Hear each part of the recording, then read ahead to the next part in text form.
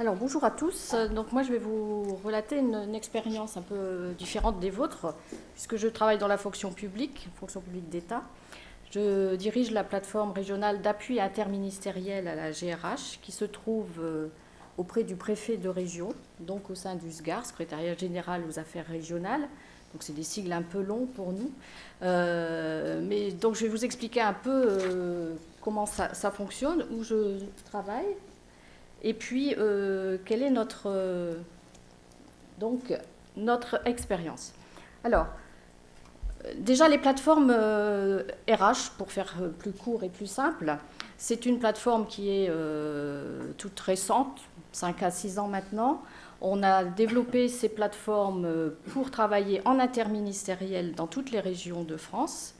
Et le premier travail de ces plateformes était de décloisonner un peu la fonction RH et de faire un peu de transversalité dans des organisations qui sont bien plus descendantes, ministérielles. Et travailler en interministériel avec ses voisins, ce n'était pas simple parce qu'on n'a pas l'habitude, on est en général rentré dans un ministère, on y déroulait toute sa carrière et on ne voit pas forcément comment on peut travailler avec son voisin. Donc déjà, c'était une première étape un peu novatrice dans la fonction publique. Et pour nous, dans la région Nord-Pas-de-Calais, on a décidé au bout de 2 ans de travail en interministériel que ce n'était pas suffisant, qu'il fallait aller au-delà et s'ouvrir pour travailler sur les problématiques RH que tout le monde rencontre de toute façon, de la même façon. Ça serait bien plus intelligent de l'ouvrir et d'ouvrir des espaces de réflexion, mais aussi de collaboration, en interfonction publique cette fois, donc au sein des 3 fonctions publiques, territoriales, hospitalières et État. Alors, déjà, en interministériel, c'est pas simple, mais en interfonction publique, c'est peut-être encore plus compliqué, vous imaginez bien, on n'a pas du tout les mêmes références, les mêmes cultures, les mêmes façons de voir les choses. Et on a donc essayé de voir comment on pouvait, sur la base du volontariat toujours, travailler ensemble autour de thématiques qui regroupent un peu les personnes qui ont envie de travailler justement différemment. Alors on a construit cette dynamique qui s'appelle MIF, Mobilité Interfonction Publique, qui au-delà de la mobilité, alors vous comprendrez bien, on est dans la fonction publique, donc on ne fait pas toujours exactement ce qu'on voudrait.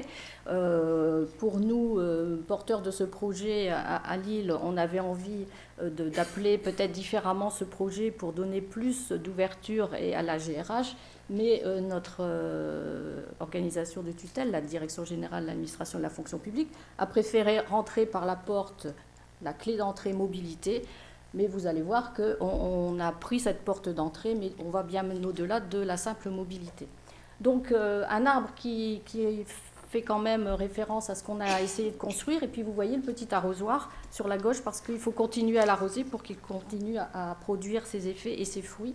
Donc beaucoup de thématiques sont abordées dans ce projet qui s'organise autour de 3 chantiers.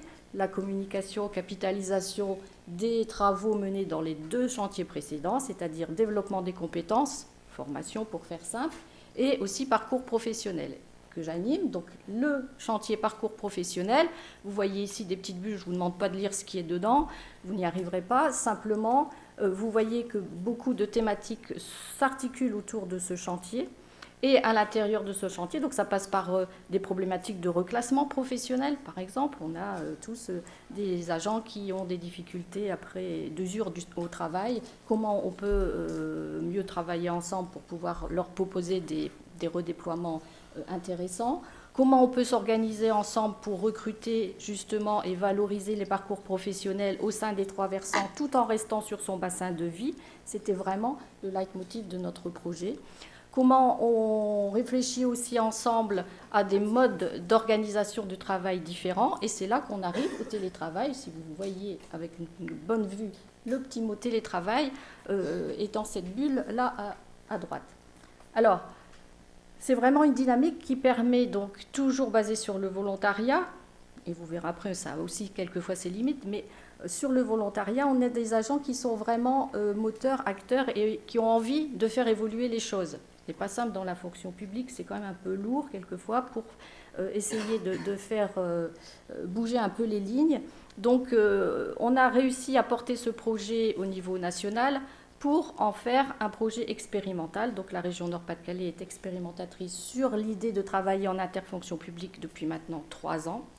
Et sur principalement le thème qui nous intéresse aujourd'hui, le télétravail, on a voulu essayer de fédérer et surtout d'inciter les administrations, les services hospitaliers, des collectivités territoriales à réfléchir au développement du télétravail. Parce que chez nous, c'est loin d'être diffusé. On n'est vraiment qu'un tout petit pourcentage de télétravailleurs. Et encore, ce qu'on dit chez nous, c'est du travail télétravailleur gris, souvent non officialisé, puisqu'on n'avait pas encore les textes non plus qui nous le permettaient vraiment. Donc cette expérimentation, on a voulu la faire auprès de services qui étaient volontaires à innover, à expérimenter, mais avant de pouvoir se lancer vraiment dans la mise en œuvre du télétravail, il fallait, on va dire, outiller, entre guillemets, ou rassurer plutôt les services qui voulaient se lancer dans l'expérimentation. Alors on a réussi à former un groupe. Alors la première réunion de lancement, je me souviens, on avait au moins 30 services, donc regroupant les 3 fonctions publiques volontaires ou en tout cas intéressés à voir ce que c'était. Et puis, évidemment, quand on a voulu vraiment concrétiser, tout le monde n'a pas eu, même si les représentants présents étaient eux volontaires, n'ont pas eu forcément l'aval de leur direction pour pouvoir se lancer. Donc on s'est retrouvé avec un groupe, mais très moteur et volontaire, de 8 personnes, donc 8 services, 8 entités représentées, pour pouvoir expérimenter. Mais alors pour expérimenter avec toutes les contraintes qu'on peut imaginer, il fallait quand même être un petit peu aguerri et comprendre vraiment vers quoi on pouvait aller. Donc on a eu besoin, parce que ça peut partir dans tous les sens, on ne sait pas trop comment s'y prendre, par quel bout prendre les choses, est-ce qu'on a le droit de le faire, est-ce qu'il y a des problèmes assurantiels, des problèmes juridiques, comment on les règle, comment on équipe les agents et comment on lance le projet, enfin bref. Toutes ces questions ont été abordées dans des ateliers collectifs que l'on a proposés, donc avec l'appui du cabinet Flexinéo, que je remercie au passage, et on a pu construire des choses intéressantes avec ces agents, ces représentants, autour d'ateliers collectifs, où on a donné vraiment tout le vernis nécessaire avant de s'engager dans une expérimentation, tout ce qu'il faut connaître, démystifier un peu les choses, ou les remettre à leur bonne place, et les outiller en quelque sorte pour pouvoir aller vers cette expérimentation. Donc on appelait ça des pilotes, et chaque pilote n'était plus seul face à sa situation de comprendre par quel bout on pouvait le prendre, et on les a comme ça accompagnés pendant un trimestre, on va dire. Ces ateliers se sont déroulés de façon fractionnée, et on peut comme ça aller plus loin ensemble sur cette expérimentation. Alors les freins que l'on retrouve, bien sûr, c'est toujours, pas toujours, mais quand même, dans la fonction publique, les managers, tout à l'heure ça a été dit, mais encore peut-être plus vrai dans la fonction publique, les managers ne sont pas du tout formés et pour imaginer même de travailler à distance de son collaborateur. Il y a aussi une remise en cause personnelle. Comment je peux encore exister derrière une équipe que je ne vois pas au quotidien, qui n'est pas près de moi, que je ne touche pas, que je ne peux pas aller vérifier 3 fois par jour le travail effectué. Et ça, il y a encore beaucoup de travail à faire sur l'évolution des mentalités dans ce système.